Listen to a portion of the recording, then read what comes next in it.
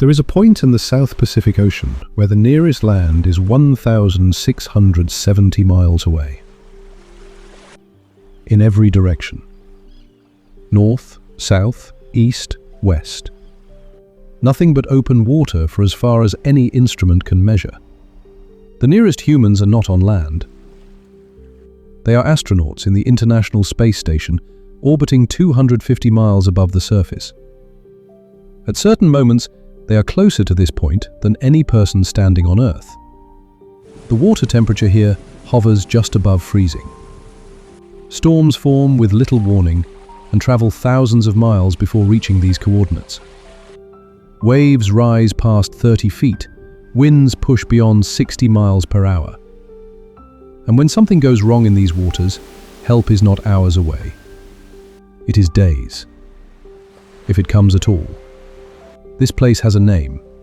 It is called Point Nemo. In Latin, the word Nemo means nobody. No one. The name was not chosen by accident. It was chosen because that is exactly what this place is. A coordinate in the middle of nowhere, surrounded by nothing, claimed by no nation, visited by almost no one. A point on a map that most people will never see, never approach, and never need to think about. And yet, this invisible spot in the South Pacific has played a role in the history of space exploration, ocean science, and human survival that very few people know about. Spacecraft have been falling here for decades. A sound was recorded near these waters that baffled scientists for years. A sailor disappeared somewhere in this region and was never found. And beneath the surface, across miles of ocean floor, lies one of the strangest graveyards on the planet. Stay with me, because by the end of this video, you will understand not just the geography of Point Nemo, but also what this place reveals about the limits of human reach, the scale of the ocean, and what happens when the sea decides you are on your own. Finding nobody. Point Nemo was not discovered the way most places are discovered. No ship sailed here first. No explorer planted a flag. No expedition returned with stories of reaching it. It was found with a computer. In 1992, a Croatian-Canadian survey engineer named Hrvoje Lukatela was working with geographic software, testing the boundaries of oceanic distance. He was not looking for fame. He was not sponsored by a government or a university. He was simply solving a mathematical problem. Which point on Earth's ocean surface is farthest from any coastline? The answer required processing thousands of geographic data points simultaneously. Human cartographers had attempted similar calculations before, but the complexity of coastlines, the curvature of the Earth, and the sheer number of variables made manual calculation unreliable. Lukatela's software could do what no navigator or mathematician had been able to do before. When the calculation completed, it pointed to a single set of coordinates. 48 degrees, 52.6 minutes south. 123 degrees, 23.6 minutes west. A location in the South Pacific, roughly halfway between the coast of Chile and the Chatham Islands of New Zealand. The nearest land in any direction was Ducie Island, in the Pitcairn chain to the north, Motu Nui near Easter Island to the northeast, and Maha Island in Antarctica to the south. Each of them is 1,670 miles away. Lukatela named the point after Jules Verne's fictional submarine captain, Captain Nemo. The name fit. Verne's Nemo was a man who retreated from civilization, who found refuge in the deep ocean, who chose the sea over the world above. A place named for him, the most isolated point on the ocean's surface, carried a kind of quiet poetry. But unlike Verne's captain, Point Nemo was not a refuge. It was simply the farthest a person could get from everything. And the ocean surrounding it made no concessions to that distinction. Point Nemo sits inside the South Pacific Gyre. Understanding what that means is essential to understanding why this place is what it is. A gyre is a system of rotating ocean currents. The South Pacific Gyre is the largest of Earth's 5 major gyres. It covers roughly 10% of the ocean's total surface area. Its currents rotate clockwise, driven by wind patterns and the rotation of the Earth itself.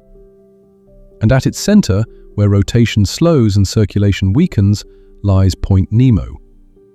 The gyre acts like a wall. Nutrient-rich waters from the surrounding ocean cannot easily penetrate to the gyre's center. Winds carry almost no dust, no organic matter, and no minerals from distant landmasses, because there are no distant landmasses close enough to matter. The result is water that is extraordinarily clear and extraordinarily empty. Scientists describe the region around Point Nemo as a marine desert. Not a metaphor, a biological reality. Phytoplankton, the microscopic organisms that form the base of nearly every ocean food chain, are almost entirely absent here. Without phytoplankton, the food chain above it collapses. Fish are rare. Marine mammals are rarer still. Even seabirds avoid these waters because there is nothing to eat. The water here is some of the clearest on the planet. Not because it is clean in any comforting sense, but because it is empty. Visibility extends far into the depths, and the depths here are significant. The ocean floor beneath Point Nemo drops to more than 13,000 feet in places. Cold, dark, and almost completely silent. Almost. Below the gyre, temperatures near the surface hover between 35 and 40 degrees Fahrenheit year-round. Cold enough to strip body heat from a person in the water within minutes. Survival time measured not in hours, in minutes. Weather in this region is shaped by the same forces that define the Southern Ocean to the south. The roaring 40s and furious 50s. Those latitudes named by sailors who survived them push storm systems across the open Pacific without interruption. No landmass breaks the wind. No coastline redirects the waves. Swells generated thousands of miles away arrive at Point Nemo intact, stacking against the circular currents of the gyre and producing seas that shift direction without warning. There are no shipping lanes through this region. No fishing fleets work these waters. No passenger routes cross here. A vessel in distress at Point Nemo could wait days for a response. And in severe weather, even that response might not reach them in time. This is not a place the ocean merely ignores. It is a place the ocean has sealed off. A locked room at the bottom of the world. The sailors who pass through without knowing. For most of recorded maritime history, Point Nemo did not exist as a named location. It was not on any chart.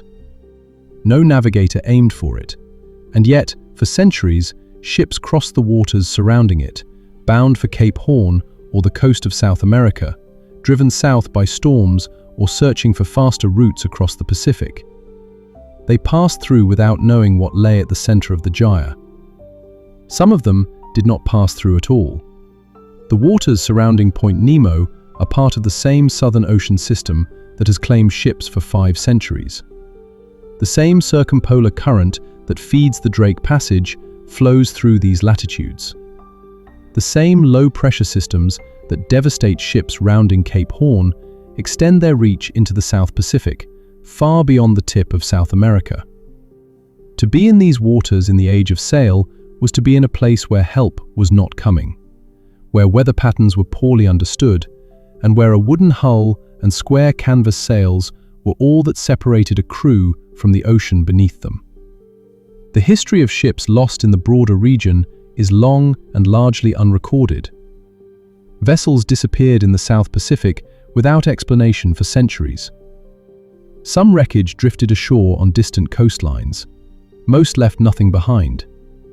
But one disappearance came close enough to these coordinates, in a well-documented race, under modern conditions, to leave a record. And that record is one of the starkest illustrations of what it means to be alone in the waters near Point Nemo. On November 3, 1996, 16 sailors left the harbour of Les Sables d'Olonne on the coast of France. They were competing in the Vendée Globe, the most demanding solo sailing race on Earth. The course non-stop, single-handed around the world. No assistance allowed, no stops. One boat, one sailor, the entire planet. Among them was Jerry Roofs, a Canadian sailor from Montreal, born in 1953. He had been sailing since he was 12 years old. He had won transatlantic races. He had spent years preparing for this moment. His boat was named Group LG-2, a 60-foot racing yacht built specifically for the Southern Ocean. By early January 1997, the fleet had rounded the Cape of Good Hope, crossed the Indian Ocean, and entered the South Pacific. Roofs was in second place. The leader was pulling ahead, but Roofs was sailing fast, pushing his boat hard through the heavy seas of the Deep South. The Southern Ocean that January was not cooperative. Within the same week, 2 other competitors capsized. Thierry Dubois was rescued from a life raft after days in the water. Tony Bullimore was found alive inside his overturned hull after the Australian Navy reached him 3 days after his distress beacon activated. The rescue of those 2 men was considered remarkable. It required military coordination across thousands of miles of open ocean. On January 5, 1997, Jerry Roofs transmitted his last radio message. He described the conditions around him: 15-meter waves, winds exceeding 80 knots. He described what the sea looked like. His words, reported later, were not of panic. He described what he saw with the calm of a man who had sailed these waters before. The next day, his position beacon went silent. No distress signal, no final transmission. The beacon simply stopped sending. Race organizers immediately redirected the nearest boats. 4 competitors turned back toward Roofs' last known position. The search covered hundreds of square miles in seas that were still running at enormous height. One organizer described the effort as looking for a needle in a haystack made of mountains. Winds above 70 knots, waves taller than a 3-story building. No confirmed position, no signal. They found nothing. Months later, in July 1997, wreckage from the Group LG-2 washed ashore on the coast of Chile. Fragments of hull, pieces of equipment, the remnants of a 60-foot racing yacht reduced to debris by whatever had happened somewhere in the South Pacific. His last known position was 369 nautical miles south of Point Nemo, in the same system of storms, in the same empty water, in a region where, even with a racing fleet and military assets on standby, no one could reach him in time. Jerry Roofs was never found. No body was recovered. No account of what happened exists. The ocean took him and left no explanation. He was 43 years old. The loss of Jerry Roofs was not the first time the South Pacific near Point Nemo claimed a life without witness. And it was not the last time the isolation of that region made rescue an impossibility.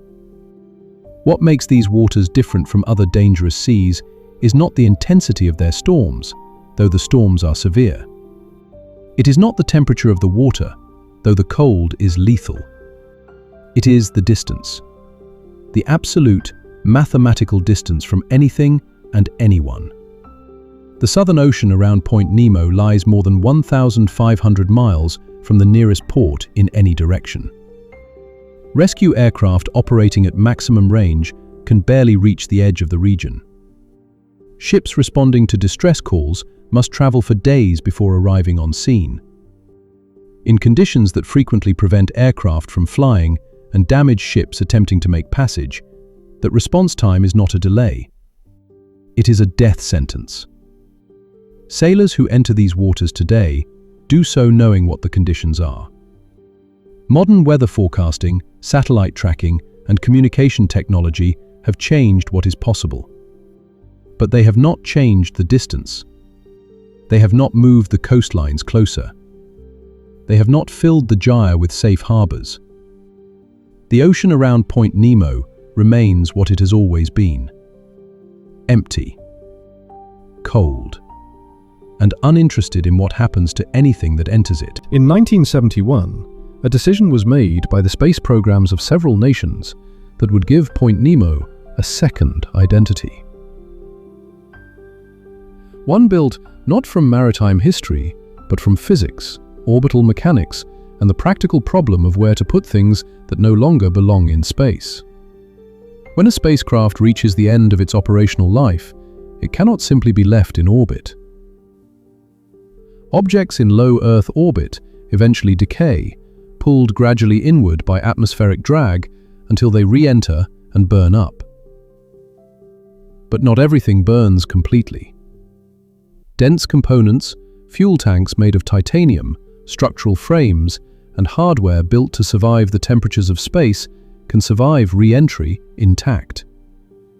When they do, they become projectiles. Uncontrolled, unpredictable, and potentially lethal to anything or anyone below. The solution was to control the re-entry.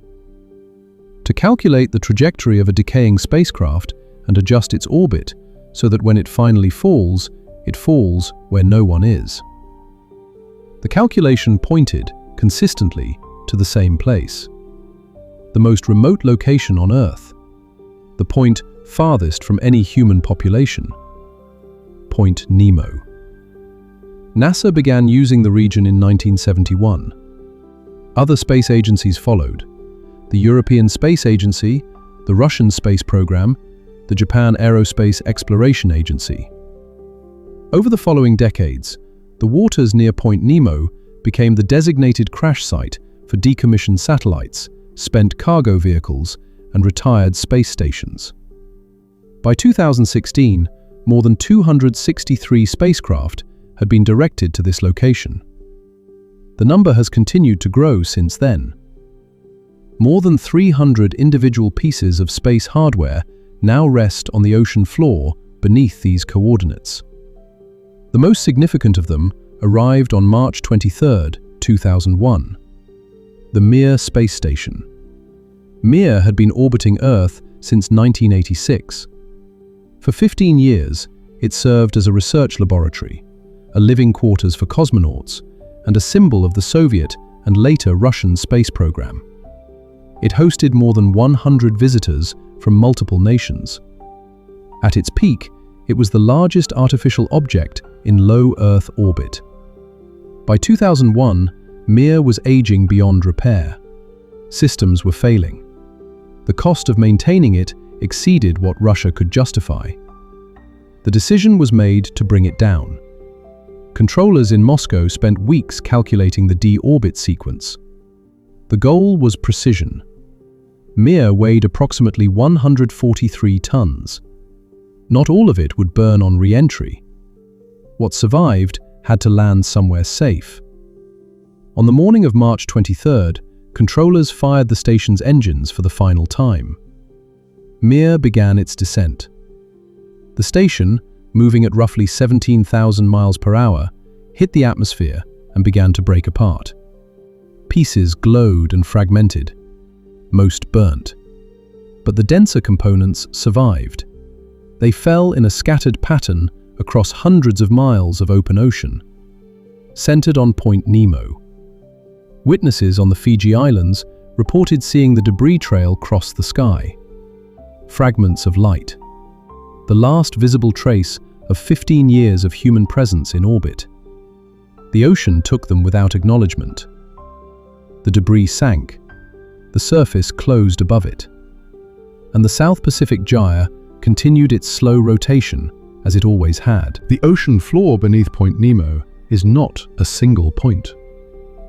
The Spacecraft Cemetery covers a region that extends across hundreds of miles, from approximately 23 degrees south latitude to 62 degrees south, and from 95 degrees west longitude to 160 degrees west.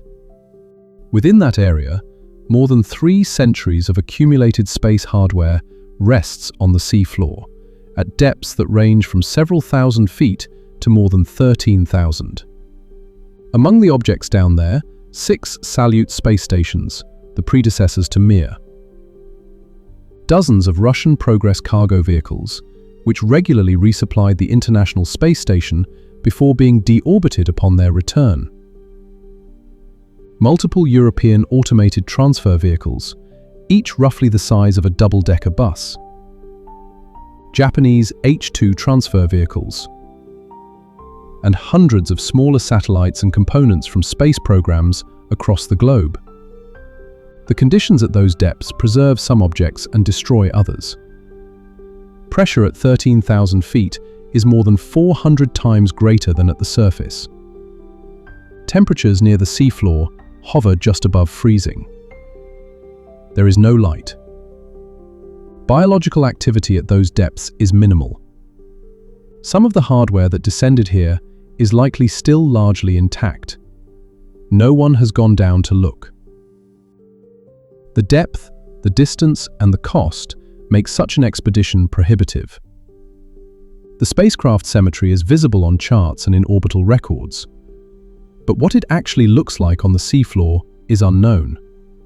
What is known is what is coming next.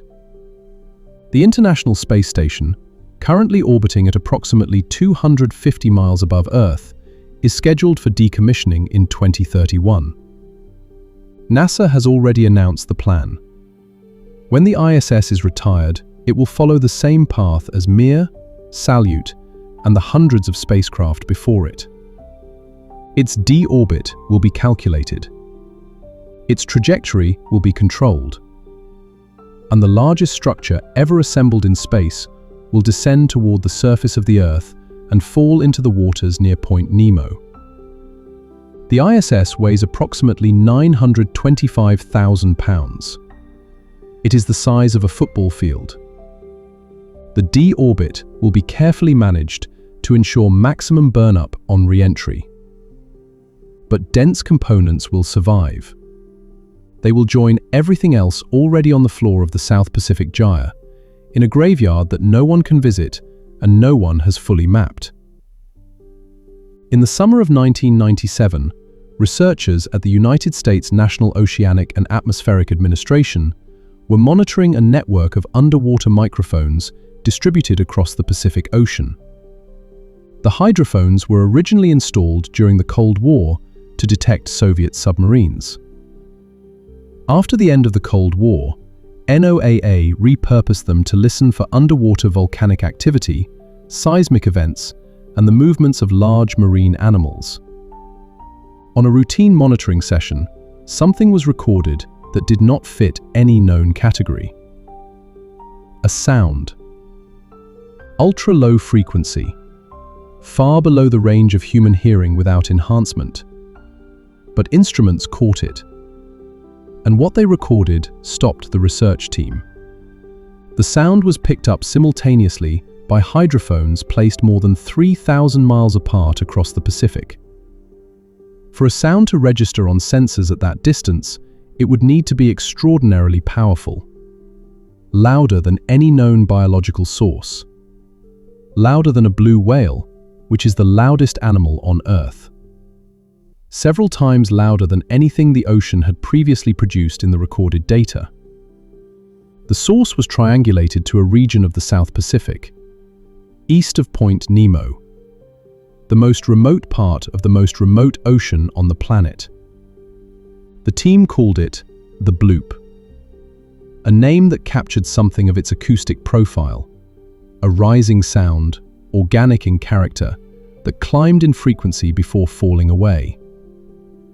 The profile looked, in some ways, like a biological signature, like something alive had produced it. NOAA oceanographer Dr. Christopher Fox immediately began investigating. He checked with the United States Navy. No submarine exercise, no weapons test, nothing classified that could explain it. He consulted marine biologists. No known animal could produce a sound of that power. The largest blue whale ever recorded did not come close to the amplitude of the bloop. For years, no satisfactory explanation existed. The sound was real. The instruments had recorded it accurately. But its source remained unknown. The internet, when it discovered the bloop, did what the internet does. It noticed something else. Something that seemed to those inclined toward the strange, like more than coincidence. In the early 20th century, an American author named H.P. Lovecraft wrote a series of horror stories set in and around the ocean. In one of those stories, he described a sunken city on the floor of the Pacific Ocean, a city called Aurelis, a place where an ancient entity named Cthulhu lay dormant, waiting for conditions to allow it to rise. Lovecraft placed Aurelis at specific coordinates. Those coordinates, approximately 47 degrees 9 minutes south, 126 degrees 43 minutes west. Point Nemo is located at 48 degrees 52.6 minutes south, 123 degrees 23.6 minutes west. The 2 points are not identical, but they are close. Close enough that the overlap became, for many people, something worth discussing. Lovecraft wrote his stories in the 1920s, decades before Lucatella calculated Point Nemo's coordinates in 1992. The alignment was not planned. It was coincidence. But the coincidence, layered over a real unexplained sound emanating from the most isolated point on Earth, created a story that spread far beyond oceanographic research circles. The bloop became something larger than its acoustic data suggested. A mystery that attached itself to a location that was already, by any measure, extraordinary. In 2005, NOAA researchers resolved the mystery. After years of additional hydrophone deployments and comparison with other recorded sounds from the Southern Ocean, the team concluded that the bloop was an icequake, the sound of a massive Antarctic glacier fracturing. A block of ice the size of a city, cracking and carving into the ocean, producing a sound wave powerful enough to travel thousands of miles through water and register on sensors across the Pacific.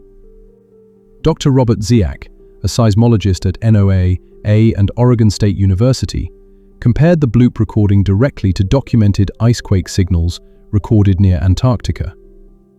The frequency characteristics, the time duration, the acoustic profile, he described them as essentially identical. The mystery was solved. Not a creature, not an unknown entity. Ice. Ancient, massive, and violent in its movement.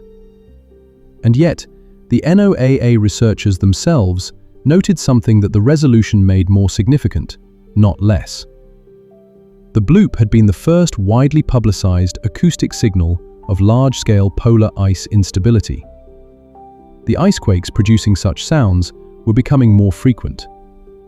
The warming of the Southern Ocean was accelerating the fracturing of glaciers. What began as a mystery had become, once understood, a measurement, a record of what the planet was doing to itself in the most remote corner of its ocean. The South Pacific gyre surrounding Point Nemo is frequently described as a biological desert. That description is accurate in terms of visible marine life, but the word desert carries an implication that deserves a closer look. In July 2020, marine biologists working with sediment cores extracted from the seafloor of the South Pacific gyre reported a discovery that received relatively little public attention. In the sediment below the floor, at depths of up to 250 feet beneath the seafloor itself, they found aerobic microorganisms, living, in sediment that had been deposited approximately 100 million years ago. These were not fossils. They were organisms in a state that researchers described as quasi-suspended animation. Alive, but barely. Surviving in conditions of near-zero nutrients, extreme pressure, and total darkness, in sediment laid down when dinosaurs still walked the surface above. When the researchers introduced oxygen and nutrients to the extracted samples, the organisms revived. They began to multiply. It was among the most extreme examples of life persistence ever recorded. Organisms that had survived, in some form, for 100 million years in the sediment beneath the emptiest ocean on Earth. The surface above them was a marine desert. But the floor, and what lay beneath it, held something that had outlasted nearly every extinction event in the planet's history. The water itself tells a similar story of extremes. Samples taken from Point Nemo's surface have detected microplastic particles at a concentration of up to 26 particles per cubic meter. Plastic pollution has reached the most isolated place on Earth. The same gyre currents that prevent nutrients from reaching the center of the system also trap surface debris. Material that enters the gyre's outer ring spirals inward over years. Eventually, some fraction of it reaches the center. Point Nemo is cleaner than most ocean surfaces, in the sense that less material reaches it. But it is not pristine. What exists in the broader ocean finds its way eventually to the most remote point within it. The ISS will fall here in 2031. That is the current plan. NASA, in coordination with international partners, has committed to a controlled deorbit that targets the South Pacific Oceanic uninhabited area, the formal designation for the region centered on Point Nemo. It will be the largest human-made object ever deliberately brought down from orbit. The engineering required to deorbit a structure of that size safely is a challenge with no precedent. Multiple engine burns across multiple days will be required to lower the station's orbit in stages. A final burn will commit the ISS to re-entry. The station will begin to break apart as it descends through the atmosphere. Fragments will fall across a controlled zone. Some of those fragments will be large.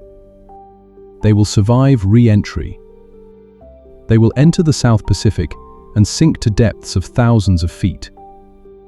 And the region near Point Nemo will absorb them, as it has absorbed everything else sent there.